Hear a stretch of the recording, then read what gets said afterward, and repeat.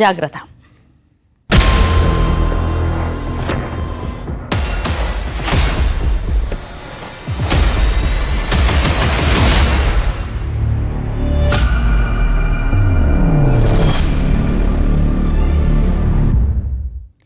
തിരുവനന്തപുരം വെള്ളറടയിൽ അച്ഛൻ മകനെ വെട്ടിക്കൊലപ്പെടുത്തിയ സംഭവത്തിൽ ദുരൂഹത കൂടുകയാണ്. പ്രജിൻ കുടുംബാംഗങ്ങളോട് നേരത്തെയും ക്രൂരമായി പെരുമാറിയിട്ടുണ്ടെന്ന് ജോസിന്റെ ബന്ധു ന്യൂസ് 18നോട് പ്രതികരിച്ചു. ബ്ലാക്ക് മാജിക്കിന്റെ ഭാഗമായാണോ പ്രജിൻ കൊലപാതകം നടത്തിയതെന്നറിയാൻ വെള്ളറട പോലീസ് അന്വേഷണം ഊർജിതമാക്കിയിരിക്കുകയാണ്. അവൻ ഈ വീട്ടിനകത്ത് പൈപ്പ് പൊട്ടിച്ചു, ഇവരെ രണ്ടുപേരെയും പുറത്താക്കി. രാത്രിയാണ് അസമയത്ത്. എന്നിട്ട് അവൻ ഇവിടെ നിന്നാണ് കുളിച്ചത്. ഈ ഹാളിൽ നിന്ന് പൈപ്പ് പൊട്ടി മൊത്തം വെള്ളം ഈ വീട്ടിനകത്ത്. ഭയങ്കരമായി അസഹ്യമായ രീതിയിൽ ഒരു പെരുമാറ്റം നടത്തി. അത് എനിക്ക് തോന്നുന്നു 2 വർഷമായെന്ന് തോന്നുന്നു. അതെ, പൊട്ടിച്ച് ഇവിടെ നിന്ന് കുളിച്ചു ഈ ഹാളിൽ നിന്ന്. അപ്പോൾ അവസാനം ഇവർക്ക് വീട്ടിൽ കയറാനും നിവൃത്തിയില്ല. അങ്ങനെ 100-ൽ വിളിച്ചു ജോസണ്ണ.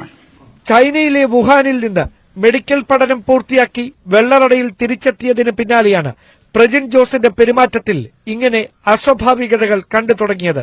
1 മാസം മുമ്പ് ബന്ധുവിന്റെ കല്യാണ ചടങ്ങിൽ പങ്കെടുത്ത ശേഷം പ്രജിൻ ചെയ്തതാകട്ടെ ഇങ്ങനെ. എല്ലാവരും കുടുംബപരമായി ഈ പ്രജിനും ഉണ്ടായിരുന്നു. പള്ളിയിലെ കെട്ട് കഴിഞ്ഞ് പുറത്തിറങ്ങുമ്പോ മണ്ഡപത്തിലേക്കല്ല പോയത്. അവർ റിസപ്ഷൻ നടക്കുന്ന സ്ഥലത്തേക്ക്, അതായത് ഈ ചർച്ചിലെന്ന് റിസപ്ഷൻ നടക്കുന്ന സ്ഥലത്ത് ആഡിറ്റോറിയത്തേക്ക് 2 കിലോമീറ്റർ ഉണ്ട്.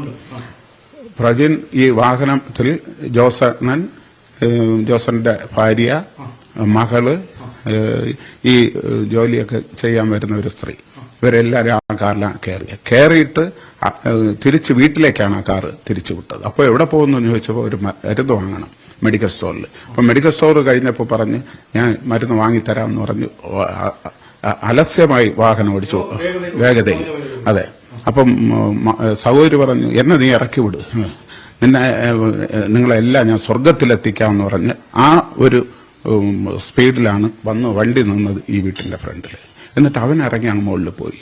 പിതാവിന്റെ മരണം ഉറപ്പാക്കാൻ പ്രജിൻ ചെയ്ത ക്രൂരകൃത്യം കണ്ട് അമ്മ ബോധരഹിതയായെന്നും ബന്ധുവായ ഷൈൻകുമാർ ന്യൂസ് 18നോട് പറഞ്ഞു.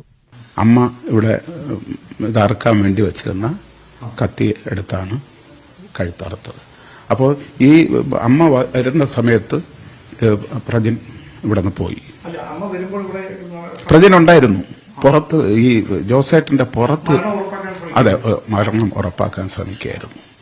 ഈ ശംഖ് അറ്റിരുന്നു. ഈ 2 പൊട്ടിയിരുന്നു. അപ്പൊ ഈ ജോസേട്ടൻ കണ്ണ് തുറന്നാണിരുന്നത്. കണ്ണ് തുറന്ന് അപ്പോൾ ഈ അമ്മയ്ക്ക് തോന്നി അമ്മയെ നോക്കുന്നതാണ്, എന്തോ പറയുന്നതാണ് വേണ്ടി അമ്മ കെട്ടിപ്പിടിച്ചു അവരെ പുറത്തുവിടാൻ. ഈ സമയത്ത് പോലീസ് എത്തിക്കഴിഞ്ഞു. നാട്ടുകാർക്കും ബന്ധുക്കൾക്കുമെല്ലാം പ്രിയങ്കരനായിരുന്ന ജോസിന്റെ ക്രൂര കൊലപാതകത്തിന്റെ നടുക്കത്തിൽ നിന്ന് വെള്ളറടയിലെ കിളിയൂർ എന്ന ഗ്രാമം ഇപ്പോഴും മുക്തമായിട്ടില്ല. അതേസമയം കൊലപാതകത്തിലേക്ക് നയിച്ചത് ബ്ലാക്ക് മാജിക് തന്നെയോ എന്ന് ഉറപ്പിക്കാനുള്ള പോലീസിന്റെ പരിശോധനയും പുരോഗമിക്കുകയാണ്. Dan Kurian, news 18, Thiruvananthapuram. താമസിക്കുന്ന വീട്ടിലെ ഒരു മുറിയിലേക്ക് 5 വർഷമായി അച്ഛനും അമ്മയ്ക്കും പ്രവേശനമുണ്ടായിരുന്നില്ല. പ്രജിൻ ജോസിന്റെ കാര്യമാണ് പറയുന്നത്. മുറി വൃത്തിയാക്കാൻ പോലും ഒരാളെയും അനുവദിച്ചിരുന്നില്ലെന്നും ബന്ധുക്കൾ പറയുന്നു. അപരിചിതമായ ആയുധങ്ങളും രൂപങ്ങളും ചിത്രങ്ങളും ഒക്കെ കൊണ്ട് ദുരൂഹത നിറഞ്ഞതാണ് പ്രജിൻ ജോസിന്റെ വീടിന്റെ 2ാം നില. 2019 ചൈനയിലെ വുഹാനിൽ നിന്ന് മെഡിക്കൽ പഠനം പാതി വഴിയിൽ ഉപേക്ഷിച്ച് തിരികെ ഈ വീട്ടിലേക്ക് മടങ്ങിയെത്തിയതിനു ശേഷം പ്രജിൻ ജോസ് താമസിച്ചിരുന്ന ഈ മുകളിലത്തെ നിലയിലേക്കോ ഇയാൾ ഉപയോഗിച്ചിരുന്ന സമീപത്തുള്ള മുറികളിലേക്കോ ഒന്നും മാതാപിതാക്കൾക്കോ ബന്ധുക്കൾക്കോ സുഹൃത്തുക്കൾക്കോ ഒന്നും ഒരു പ്രവേശനം ഉണ്ടായിരുന്നില്ല. തൊട്ട് താഴെയായി പ്രജിൻ ഉപയോഗിച്ചിരുന്ന വിവിധ ജോഡിയിലുള്ള ഷൂ നിരത്തി വെച്ചിട്ടുണ്ട്. അതിന് മുകളിലായിട്ടാണ് ഈ 2 മുറികൾ. ഇതിൽ ഈ സംഭവത്തിന് ശേഷം പോലീസ് ഇവിടെ പരിശോധന നടത്തുന്നതിന് വേണ്ടി എത്തുന്ന സമയത്ത് മാത്രമാണ് മുറിക്കുള്ളിലേക്ക് അമ്മ വരെ കയറിയതെന്നാണ് നമുക്ക് മനസ്സിലാക്കാൻ കഴിയുന്നത്. ഇതാണ് ഈ ഒരുപാട് ദുരൂഹതകൾ ബാക്കിയാക്കിയ പ്രജിൻ ജോസ് ഉപയോഗിച്ചിരുന്ന കഴിഞ്ഞ 4-5 വർഷമായി പുറം ലോകവുമായി ഒരു ബന്ധവുമില്ലാതെ പ്രജിൻ ജോസ് താമസിച്ചിരുന്ന സമയം ചെലവഴിച്ചിരുന്ന മുറി, ഈ മുറിക്കുള്ളിൽ എന്താണ് നടന്നിരുന്നത് എന്നതിനെക്കുറിച്ച് ഒരു തരത്തിലുള്ള സൂചനകളും മാതാപിതാക്കൾക്ക് ഇപ്പോഴും ഇല്ല എന്നതാണ് എടുത്തു പറയേണ്ടുന്ന കാര്യം. ഒരുപാട് സംശയങ്ങൾ ഉളവാക്കുന്ന, നിരവധി ദുരൂഹതയുണർത്തുന്ന കാഴ്ചകൾ ഈ മുറിക്കുള്ളിൽ കഴിഞ്ഞ ദിവസം പോലീസ് നടത്തിയ പരിശോധനയിൽ സംശയം ഒരുപാട് ജനിപ്പിക്കുന്ന തരത്തിലുള്ള ഒരുപാട് വസ്തുക്കൾ ഉൾപ്പെടെയാണ് കണ്ടെടുത്തിരിക്കുന്നത്. ഇവിടെ പ്രധാനമായി ഇങ്ങനെയൊരു രൂപം സാധാരണയായി ഒരുപാട് തരത്തിൽ ഈ കൗതുകങ്ങൾക്ക് വേണ്ടി ആന്റിക്കുകൾ വാങ്ങി സൂക്ഷിക്കുന്ന ഒരുപാട് ആളുകളെ നമ്മൾ കണ്ടിട്ടുണ്ട്. പക്ഷേ സംശയം ജനിപ്പിക്കുന്ന തരത്തിലേക്ക് പോലീസിനെയും അതോടൊപ്പം തന്നെ ഈ കുടുംബാംഗങ്ങളെയും എത്തിച്ചത് ഈ മുറിയുടെ ഒരു വശത്തായി കൂട്ടിയിട്ടിരുന്ന മുടിയായിരുന്നു. സ്വന്തം ശരീരത്തിലെ തലമുടിയും രോമങ്ങളും അടക്കം അത് ഈ സംഭവം നടക്കുന്നതിന് 2 ദിവസം മുമ്പ് പ്രജിൻ തന്നെ വടിച്ച് ഒരു വശത്തെ കൂട്ടിയിട്ടിട്ടുണ്ടായിരുന്നു. സമാനമായ തരത്തിലാണ് സംശയം ജനിപ്പിക്കുന്ന തരത്തിലുള്ള ചില വസ്തുക്കളും ഇവിടെ ഉണ്ടായിരുന്നുവെന്ന് അന്വേഷണ സംഘം കണ്ടെത്തിയത്. അതോടൊപ്പം കേട്ടാൽ അത്ഭുതം തോന്നുന്ന തരത്തിലുള്ള ചില വസ്തുക്കൾ കൂടി ഇവിടെ ഉണ്ടായിരുന്നു എന്നതാണ് എടുത്തു പറയേണ്ടുന്ന കാര്യം. അതായത് ഒരു സിഗരറ്റ് വിൽക്കുന്ന കടയുടെ സമീപത്ത് എങ്ങനെയാണോ അതിന്റെ കവറുകൾ കിടക്കുന്നത്, അതിന് സമാനമായ തരത്തിലാണ് ഈ മുറിക്കകത്തെ സിഗരറ്റ് പാക്കറ്റുകളുടെ കാഴ്ച. അതായത് ഇത്രയധികം നാളുകളായി ഇതൊന്നും പുറത്തു കൊണ്ട് കളയുക പോലും ചെയ്യാതെ ഇത് മുഴുവൻ ഇവിടെ ഇങ്ങനെ കൂട്ടിയിട്ടിരിക്കുകയായിരുന്നു. ഒരുപക്ഷെ പഠനത്തിലും ഒക്കെ പ്രജിൻ മികവ് തെളിയിച്ചിരുന്ന ഒരു കാലമുണ്ടായിരുന്നു. അതിന്റെ ഓർമ്മപ്പെടുത്തലുകളായി ഈ ട്രോഫിയും മറ്റ് വസ്തുക്കളുമൊക്കെ ഇവിടെ ബാക്കിയാകുന്നുണ്ട് എന്നതാണ് പ്രധാനമായ മറ്റൊരു കാര്യം. അതോടൊപ്പം ഈ മുറിക്കുള്ളിൽ ഇങ്ങനെ സംശയം ജനിപ്പിക്കുന്ന തരത്തിൽ ഈ മണ്ണുകൊണ്ടും മറ്റും പ്രജിൻ ഉണ്ടാക്കിയിട്ടുള്ള നിരവധി വസ്തുക്കളുണ്ട്. അതിൽ പൂർത്തിയാക്കിയവയുണ്ട്, പൂർത്തിയാക്കാൻ ഉള്ളവയുണ്ട്. ഇങ്ങനെ ഈ മുറി മുഴുവൻ ഒരുപാട് സംശയങ്ങൾക്ക് വഴിവെക്കുന്ന തരത്തിലുള്ള നിരവധി കാഴ്ചകൾ. അതായത് ഈ വിവിധ തരത്തിലുള്ള രൂപങ്ങൾ, അതോടൊപ്പം തന്നെ ചൈനയിൽ നിന്ന് തന്നെ പ്രജിൻ ഒപ്പം കരുതിയിരുന്ന വിവിധ തരത്തിലുള്ള പ്രതിമകൾ, വസ്തുക്കൾ, ഇതൊക്കെ ഈ മുറിക്കകത്തുണ്ട്. അതായത് നമുക്കങ്ങനെ പരിചിതമില്ലാത്ത തരത്തിലുള്ള ആയുധങ്ങളടക്കം ഈ മുറിക്കുള്ളിൽ നിന്ന് പോലീസ് കണ്ടെടുത്തിട്ടുണ്ട് എന്നതാണ് ശ്രദ്ധേയമായിട്ടുള്ള കാര്യം. അതോടൊപ്പം ഈ മുറിക്കുള്ളിൽ പ്രജിൻ സൂക്ഷിച്ചിരുന്ന ഒരു വാളുണ്ട്. ആ വാളും മുറിയുടെ പ്രവേശന കവാടത്തിന് സമീപത്തായിട്ടാണ് ഈ പോലീസ് പരിശോധന നടത്തുന്നതിനിടയിൽ കണ്ടെത്തിയത്. ഇതിനകത്താണ് ഈ വാള് സൂക്ഷിച്ചിരുന്നത്.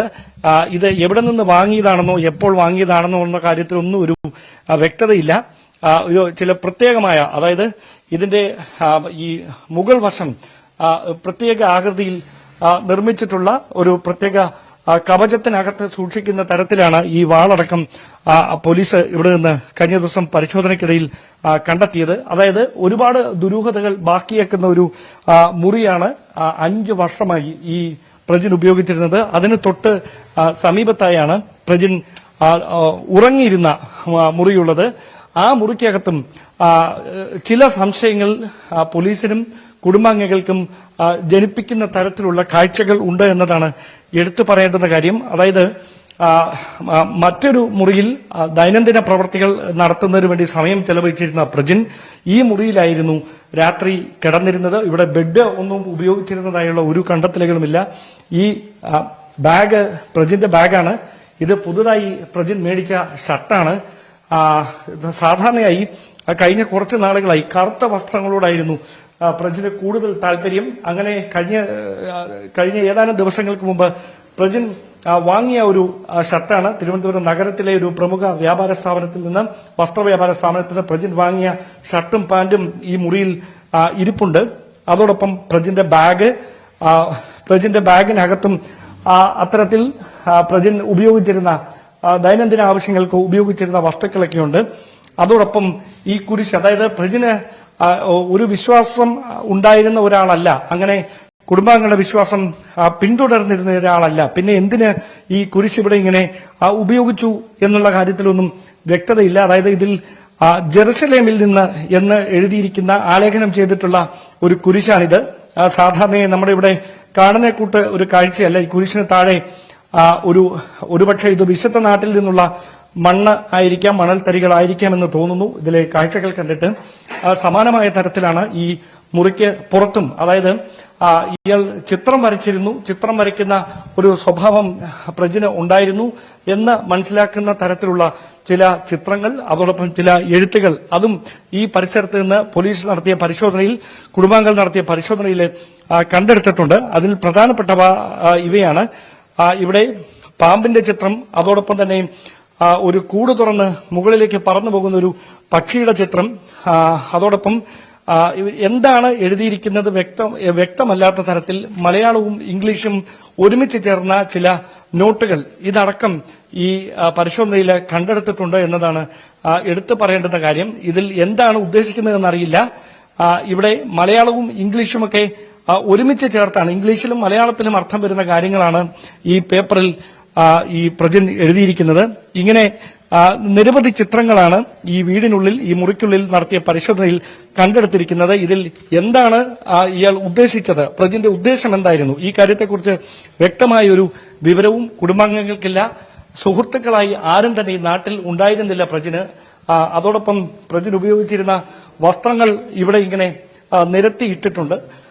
അതായത് കുടുംബാംഗങ്ങൾക്ക് ഒരു തരത്തിലും ഈ മുകളിലേക്ക് വരുന്നതിനോ പ്രജിനെ കാണുന്നതിനോ പ്രജിനുമായി സംസാരിക്കുന്നതിനോ അനുവാദമുണ്ടായിരുന്നില്ല. മുറി വൃത്തിയാക്കാൻ പോലും ആരെയും പ്രജിൻ അനുവദിച്ചിരുന്നില്ല എന്നതാണ് എടുത്തു പറയേണ്ടുന്ന കാര്യം. ഇനി ഒരുപാട് സംശയങ്ങൾക്ക് ഉത്തരം ലഭിക്കേണ്ടതുണ്ട്.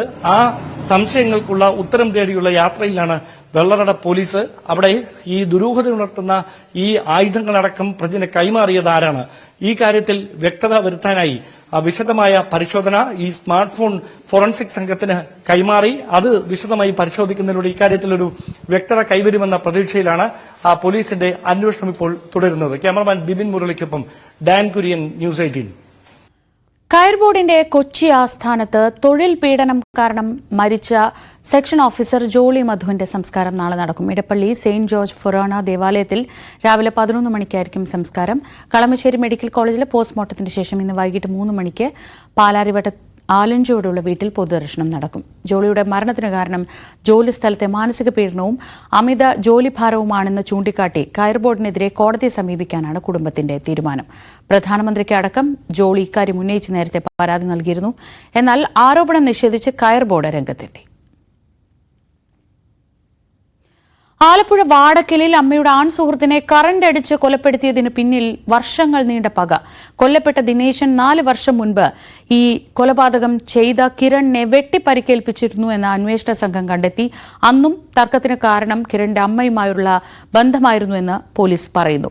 ഷോക്കേറ്റ് വീണ ദിനേശന്റെ കയ്യിൽ കമ്പിവടി പിടിപ്പിച്ച ശേഷം വീണ്ടും ഷോക്കടിപ്പിച്ച് കിരൺ മരണം ഉറപ്പിച്ചു.